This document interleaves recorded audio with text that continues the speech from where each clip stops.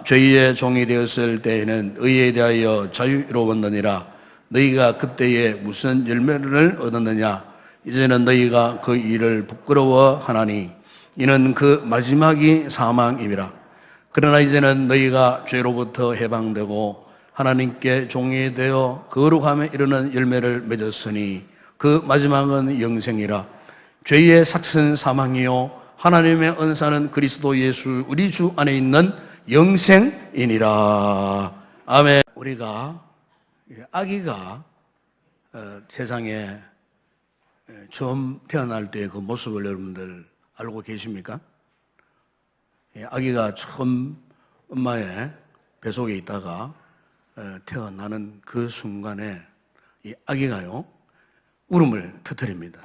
울음을 터뜨리면서 그리고 자신의 이 두 주먹을 불끈 쥐고 태어납니다. 그래서 어떤 분들은 아기와 같은 모습에 대해서 이런 이제 해석을 하더라고요. 왜 아기가 이 세상에 태어나면서 이렇게 두 주먹을 불끈 쥐고 태어날까? 그것은 사람은 이 세상에 태어날 때부터 무엇을 붙잡으려는 그런 욕망으로 출발한다는 겁니다. 그런 인간의 본성 가운데 이와 같은 욕망 때문에 이 아기가 태어나는 그 순간부터 이 두 주먹을 불끈 쥐고 소리를 지르면서 그렇게 태어난다는 겁니다. 그러다 그 아이가 자라납니다. 그리고 나이가 들어서 이제는 죽을 때가 되었죠. 그런데 사람이 죽을 때는요, 어떻게 되는 줄 아십니까? 몸의 모든 에너지, 기력이 다 빠져나갑니다. 그리고 맨 마지막으로 심장이 딱 멈춰버립니다. 그럴 때 사람에게는 어떤 힘도 남아있지 않습니다. 그래서 사람이 죽을 때는 태어날 때 그렇게 불끈 쥐었던 손을 편 상태에서 그렇게 세상을 떠난다는 거예요.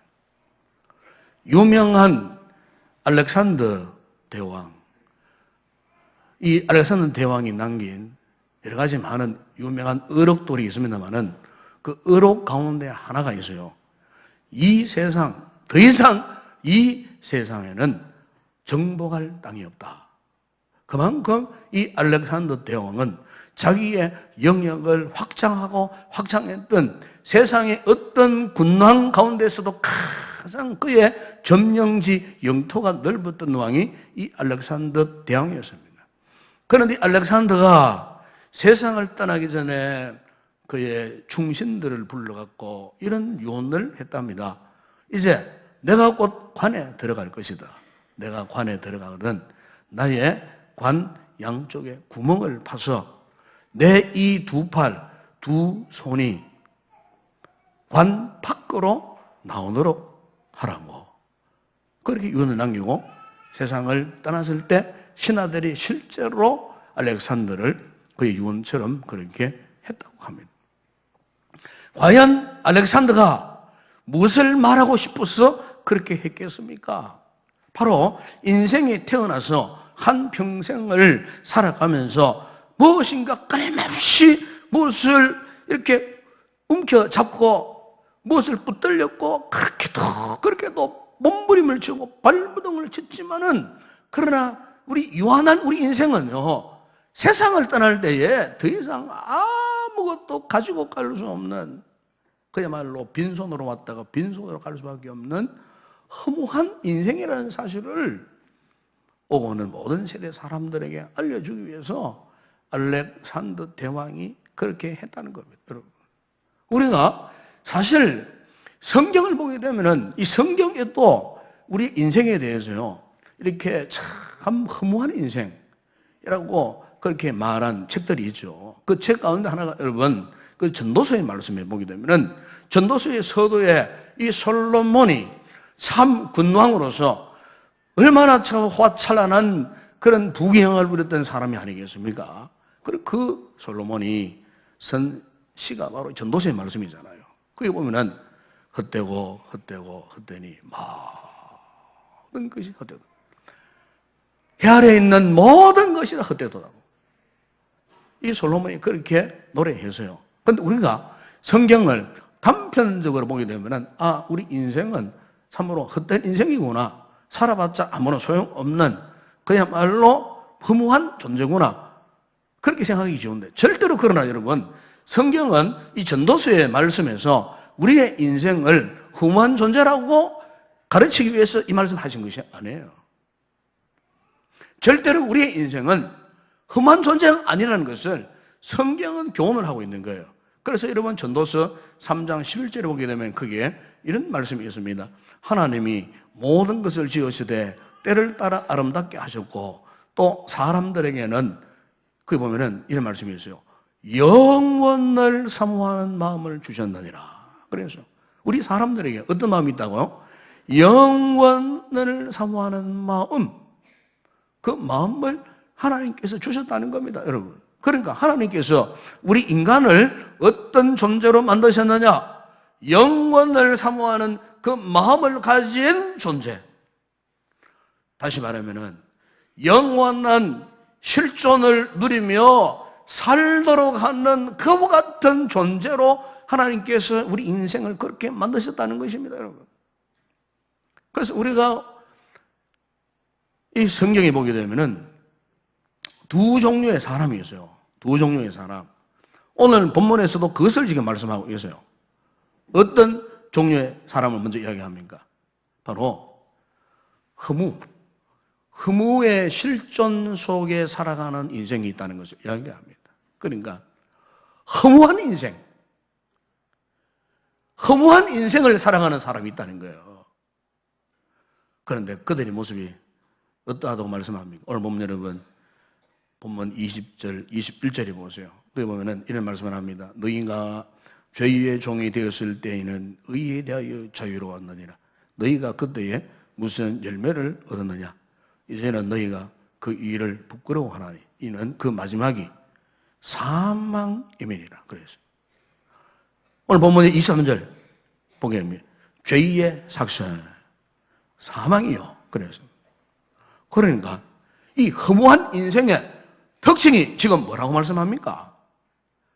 사망, 죽음, 사망의 두려움에, 죽음의 두려움에 갇혀 있다는 겁니다. 뭐 때문에? 죄 때문에. 이 죄 때문에 그들은 이미 사망 선고를 받고 죽어야만 하는 존재가 되고 말았다는 것입니다.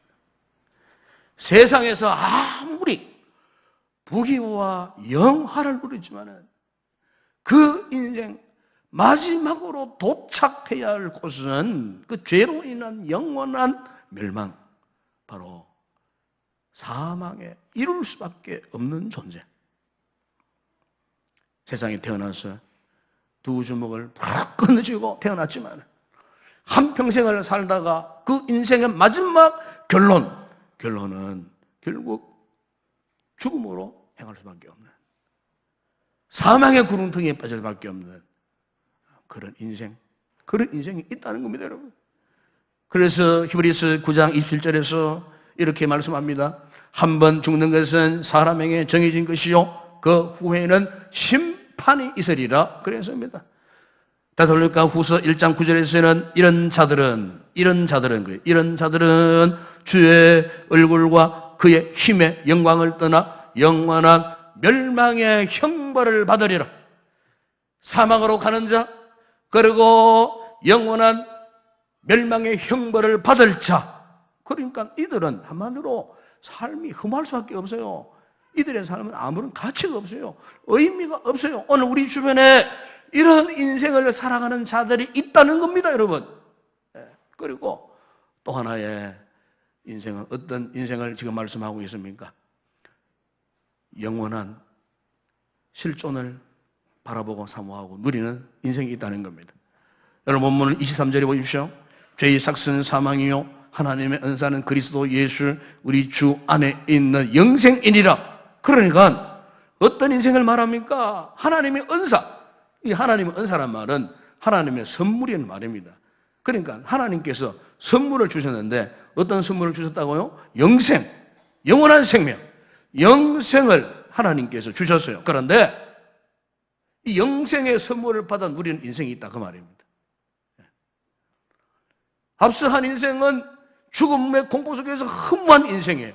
아무런 삶의 가치도 의미도 목적도 상실한 허무한 인생이 있는 반면에 한쪽 인생은요, 하나님이 주시는 선물, 영생을 받아서 영생을 누리는 생명이 있다는 겁니다. 죄의 삭스로, 죄의 대가로 사망을 피할 수 없었던 그 인생들에게 하나님께서 찾아오셔서 이 놀라운 영생의 선물을 주셨다는 것입니다. 죄로 인해 절망하고 허무의 존재로 살 수밖에 없었던 우리 인생들에게 하나님의 이 놀라운 사랑을 우리에게 나타내어 주셨다는 것입니다. 도저히 이 사랑을 받을 자격도 없는 우리에게 하나님께서 일방적으로 이 놀라운 사랑을 베풀어 주신 거예요. 그래서 우리가 이 성경을 읽어보게 되면은 이 같은 놀라운 하나님의 사랑에 대해서요, 또 다른 말로 표현하기를 그것을 은혜라고 그렇게 표현합니다. 헬라 말로 카리스, 영어에서는 그레이스라고 합니다. 은총, 은혜. 예. 그러니까 이 은혜라는 말의 의미가 뭐냐면은 도저히 받을 자격이 없는 그 사람에게 어떤 자격을 부여해 주는 거예요. 그러니까 로마 제국시대에는 노예가 많았어요. 노예. 그러니까 이 노예는 한 번 노예가 되면 영원한 노예가 되는 거예요. 그런데 이 노예가 좋은 주인을 만났어요. 좋은 주인을 만났는데 이 주인이 이 노예를 자유인으로 선포하고 싶은 거예요. 그래서 속전을 대신 지불하고 이 노예를 사서, 그리고 이 노예에게 너는 이제 자유인이다. 그리고 그 노예를 자신의 양자로 삼는 거예요.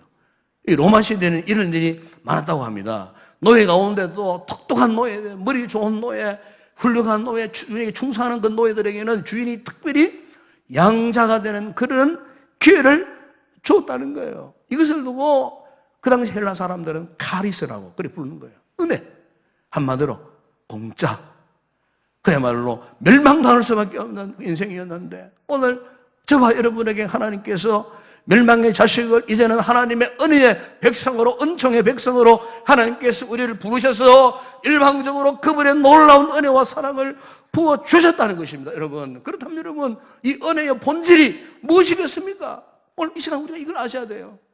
이 종료주일날 고난주간을 납두고 있는 우리에게 다시 한번 우리가 각성하고 깨달아야 할 진리의 말씀이 바로 이겁니다. 여러분, 이 은혜의 본질이 뭐냐?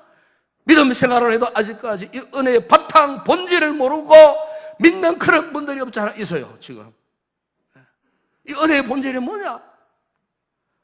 로마서 6장 22절에 23절에 그러나 이제 너희가 죄로부터 해방되고 하나님께 종회되어 거룩함에 이르는 열매를 맺었으니 그 마지막은 영생이라.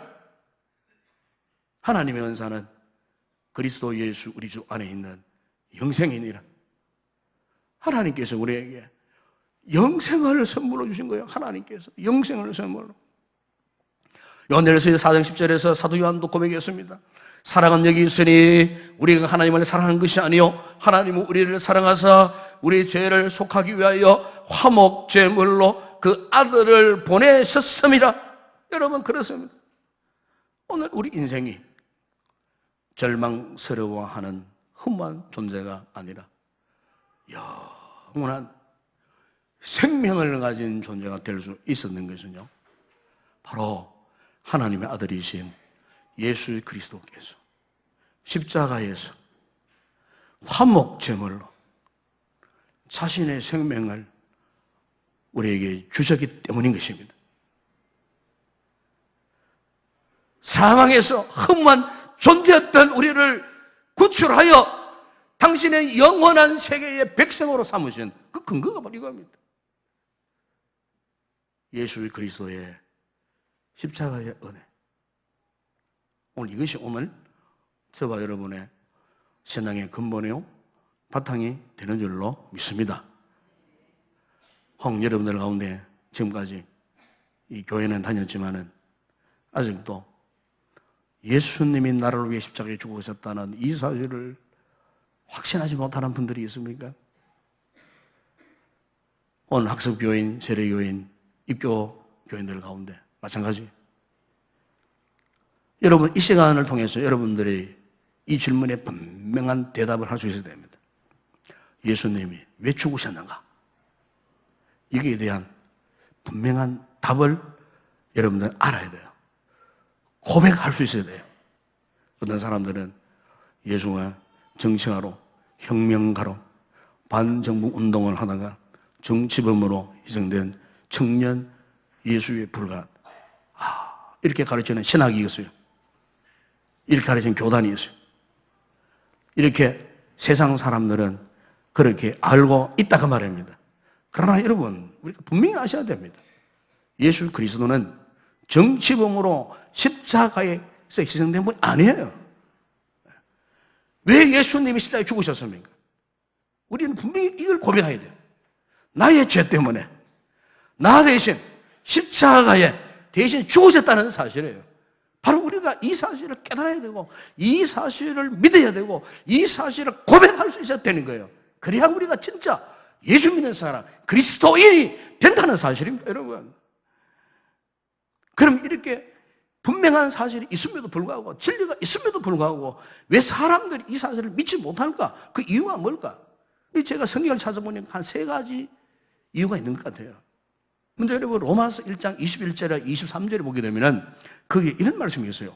하나님을 알되 하나님을 영화롭게도 아니하며 감사하지도 아니하고 오히려 그 생각이 허망하여지며 미련한 마음이 어두워 전난이 스스로 지혜 있다 하나 어리석게 되어 썩어지지 아니하는 하나님의 영광을 썩어질 사람과 새와 짐승과 기어다니는 동물 모양의 우상으로 바꾸었느니라. 여러분, 하나님의 존재가 어떻게 우리 인간과 새와 짐승과 동물과 이 같은 모양으로 바꾸어서 할 수 있겠습니까, 여러분? 예? 절대적 하나님에 대한 이 존재하심을 대해서 왜 인간들이 거부하느냐 그 말이에요. 왜 존재하심을 거부하느냐 그 말이에요. 하나님의 존재 자체를 거부하니까 예수 그리스도의 십자가의 은혜를 받아들이지 못하는 거예요. 이 세상을 창조하시고 구원의 근본 동력자이신 하나님의 존재하심에 대해서 부정해버리니까 십자가의 은혜를 믿지 못하는 거예요. 여러분, 제가 지금 세상 저 밖에 사는 저 사람들에 대한 이야기를 하는 게 아닙니다. 오늘날 거룩한 공동체 안에, 교회 안에서도 잘못된 사상으로 물들어 있는 교인들이 이 사실을 부정한다 그 말입니다, 여러분. 세속의 다원주의에 물들어 있는 교인들이 십자가만 믿어가 왜 구원받느냐? 아니다. 부처를 믿어도 구원받고 마음에서 신봉해도 구원받고 석가를 믿어도 구원받고 결국 다 한 하나님이시고, 여러분, 성경의 진리는 절대로 그것을 말씀하고 있는 게 아닙니다.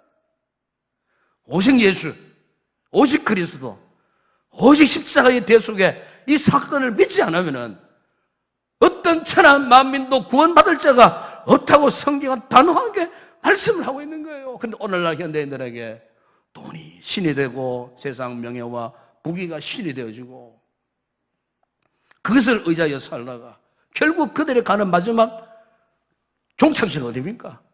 무슨 멸망의 구렁텅이에 빠질 수밖에 없어요. 하나님의 존재하심을 수용하지 못하니까 이 구원의 은혜를 수용하지 못하는 거예요. 그리고 또 이 은혜를 믿지 못하는 이유가 있어요. 로마서 1장 28절에서 32절에 보면은 또한 그들이 마음에 하나님 두 개를 싫어하며 하나님께서 그들을 그 상실한 마음대로 내버려 두사 합당하지 못한 일을 하게 하셨으니 곧 모든 불의, 추악, 탐욕, 악의에 가득한 자요, 시기, 살인, 분쟁, 사기, 악독이 가득한 자요, 수곤수곤하는 자요, 비방하는 자요, 하나님께서 미워하시는 자요, 녹여하는 자요, 교만하는 자요, 자랑하는 자요, 악을 도모하는 자요, 부모를 거역하는 자요, 우매한 자요, 배역하는 자요, 무증한 자요, 무자비한 자라. 그들이 이 같은 일을 행하는 자는 사형에 해당한다고 하나님께서 정하심을 알고도 자기들만 행할 뿐 아니라 또한 그런 일을 행하는 자들을 옳다 하느니. 여러분, 지금 바울이 왜 이런 말씀을 하고 있습니까? 바로 하나님의 은혜를 거부하는 사람들의 실상을 지금 이야기하는 거예요. 그러니까 이 안에 무수하게 지금 제시되고 있는 이 악의들, 사람들의 은행심사, 사실 오늘 은밀히 우리 자신도 이 말씀 앞에 서면은요, 아마 한두 가지 이상 다 걸릴 텐데요. 한두 가지 이상. 안 그렇습니까, 여러분? 한두 가지 이상 다 안 걸리겠습니까? 네? 아직 우리도 완전한 자가 아니기 때문에 아직 우리 속에 있는 악을 저버릴 수가 없어요.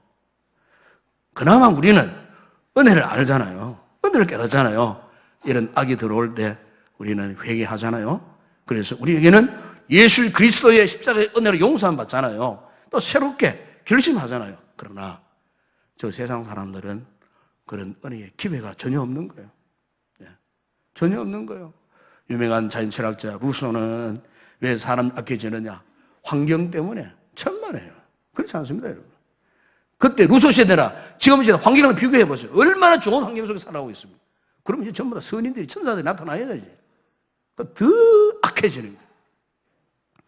어떤 철학자는 말합니다. 배우지 못해서.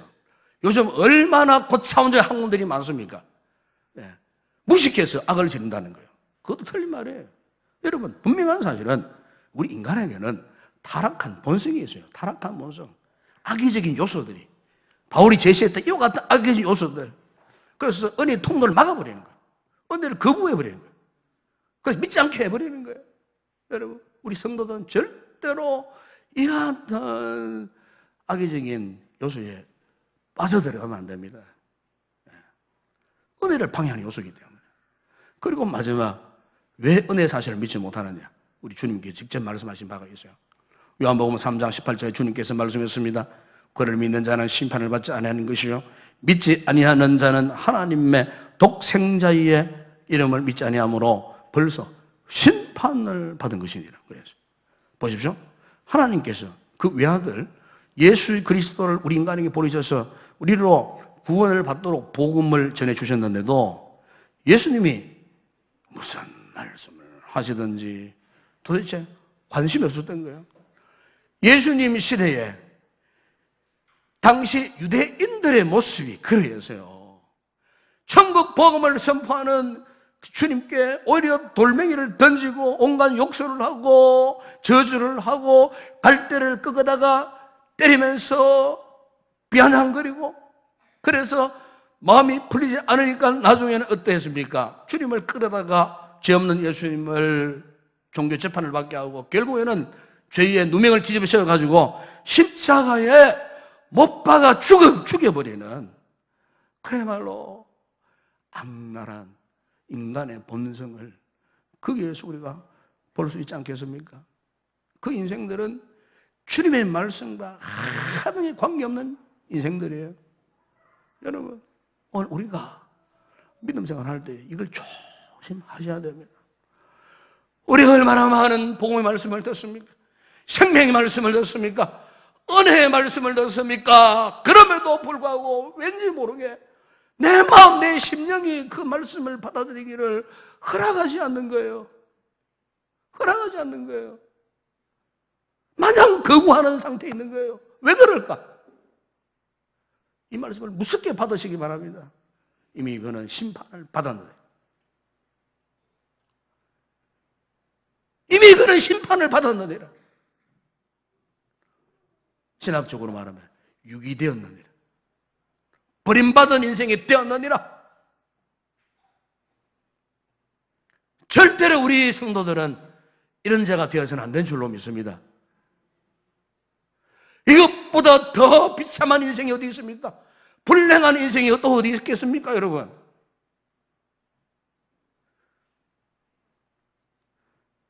그래서 오늘 성경은 분명히 말씀하고 있는 겁니다. 죄의 삭은 사망이요 하나님의 사는 그리스도 예수 우리 주 안에 있는 영생이니라. 그렇습니다. 죄인은 반드시 죽습니다. 저 역시도 죽습니다. 왜냐하면 이 죄의 대가가 죽음이기 때문에 그렇습니다. 이미 하나님께서 그렇게 설정해 놓으셨어요. 이미 우리는 사형 선고가 내려진 그냥 다름이 없었어요. 이렇게 우리는 과거에 본래 허무한 존재요, 절망적인 존재요, 멸망당할 수밖에 없던 이런 존재인데, 그런데 하나님께서 이런 우리를 부르신 거예요. 아멘. 이런 우리를 부르셨어요. 이런 우리를 부르셔서 하나님의 사랑, 그 놀라운 은혜를 입을 수 있도록 성령께서 우리 심령의 문을 활짝 여시고 이 사실을 믿게 하셨다는 사실입니다. 에베소 1장 7절에 사도 바울이 말했습니다. 우리는 그리스도 안에서 그의 은혜의 풍성함을 따라 그의 피로 말미암아 속량 곧 죄 사함을 받았느니라. 하나님의 풍성한 은혜가 우리 가운데 임한 거예요. 에베소 2장 1절에 그는 허물과 죄로 죽었던 너희를 살리셨도다. 아멘. 여러분, 그렇습니다. 오늘 우리는 예수 그리스도의 십자가의 죽으심으로 이 사실을 믿는 우리에게, 그리스도 안에 사는 우리에게 영원한 새 운명을 우리는 복을 주셨는 줄로 믿습니다. 그래서 우리는 감사하는 거예요. 십자가로 오면 눈물이 나고 감사하고, 구원을 찬양하면 왠지 모르게 가슴이 뜨거워지고, 우리는 예수 그리스도를 인격적으로 우리 안에 초청한 자들이기 때문에 이 은혜를 누리고 있는 거예요. 바라기는 우리 모든 성도들이 이 종료주일날 이 고난주간을 통해서 다시 한번 이 구원의 감격이 회복되는, 그래서 주님의 기쁨이 되는 그런 행복한 믿음의 성도들 되기를 주의 이름으로 축원합니다. 기도하겠습니다. 아버지 하나님, 이 말씀을 통해 우리에게 다시 한번 구원의 은혜가 회복되는 이 시간 되게 하여 주시옵소서. 그래서 영원한 생명을 우리는 그런 아름다운 축복의 선구자들이 다 되어지는 성도들이 되게 하여 주시옵소서. 이어서 되어지는 성찬식 가운데 바로 이 은혜를 기억하고 감사하며 감격하며 이 성찬에 참여하는 복된 성도들 다 되게 하여 주시옵소서. 예수님의 이름으로 기도드리옵나이다. 아멘.